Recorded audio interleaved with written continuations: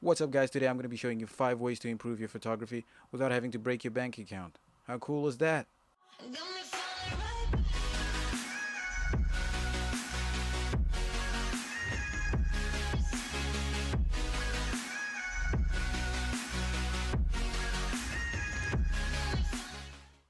So first things first, you're gonna need a DSLR. You don't have to have the best gear out there. It doesn't have to be the Canon 5D Mark IV or the Canon Nikon D850 or D860. I don't know which kind of. I don't have those, so I don't care. I started out with a D3200 by Nikon. It's their entry-level cameras, and it worked perfectly. I loved it. I upgraded after that to a D7000 Nikon, which was brilliant. I still love it till today. I did some photo shoots with it a couple of months ago, so last year, and I got superb images from that camera. So for me, it isn't about the gear; it's more about the way I use the gear. Let me stop ranting about how I started doing photography. Number one, we're going to be talking about composition. This is something you need to practice. The photo doesn't have to be sharp, it doesn't have to be properly exposed. Okay, it does have to be properly exposed. But anyway, what I'm saying is, if you have a good composition and you have a way of engaging the person who's looking at your picture by pulling them in with an interesting composition, you can have a powerful and striking image.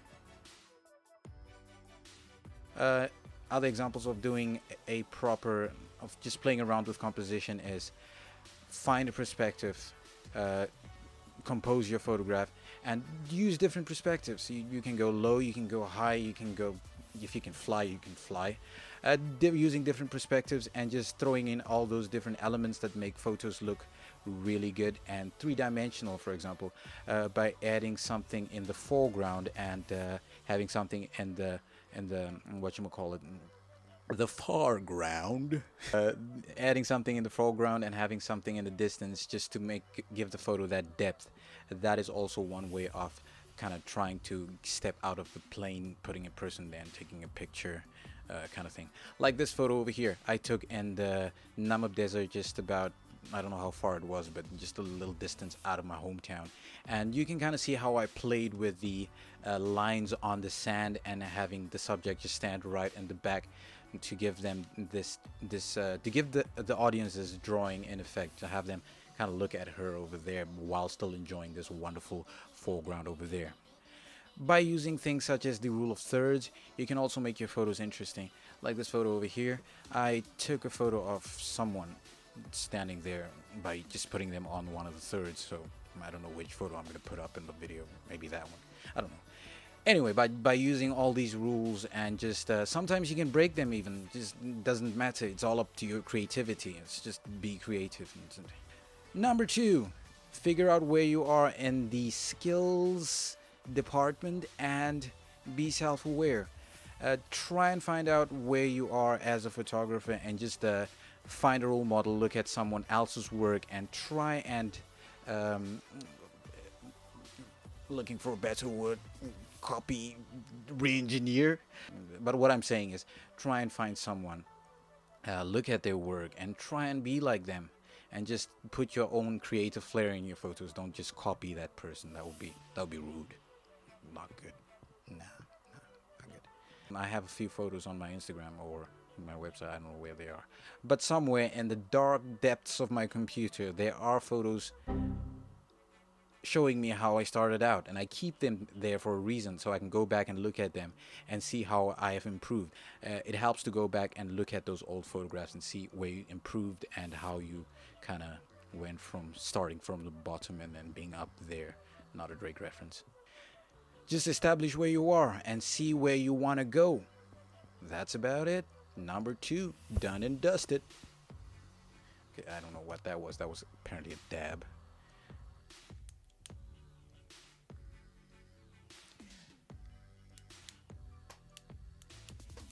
Number three. I don't know what number three is. Let's just look at it real quick. Light. The thing that makes photography. The thing that creates the photograph.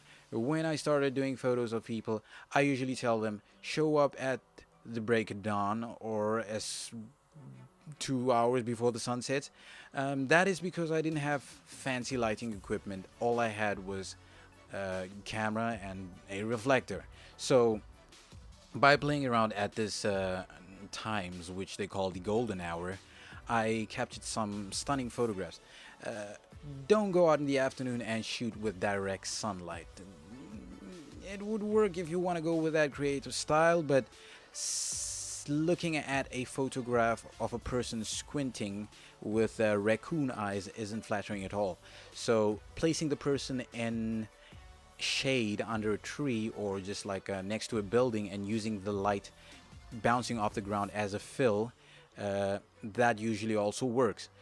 So just stay away from the harsh shadows and the light just right from the top. It's not pretty. Just put the person in the shade. Shade is your best friend.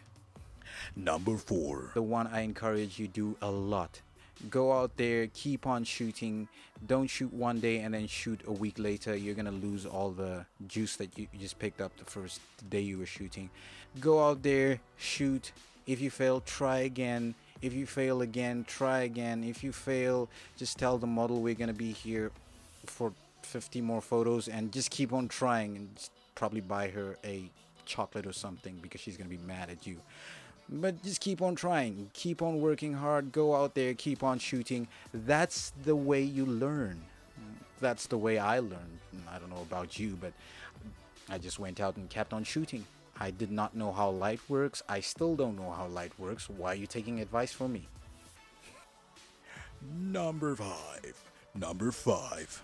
Number 6. Number 6. Oh, I'm sorry. Number 5. Just forgot. I thought I was at number 6. Some videos actually 5 ways to improve your photography. You're an idiot, Ravi. Post production is probably one of the most important factors in making your photos pop even more.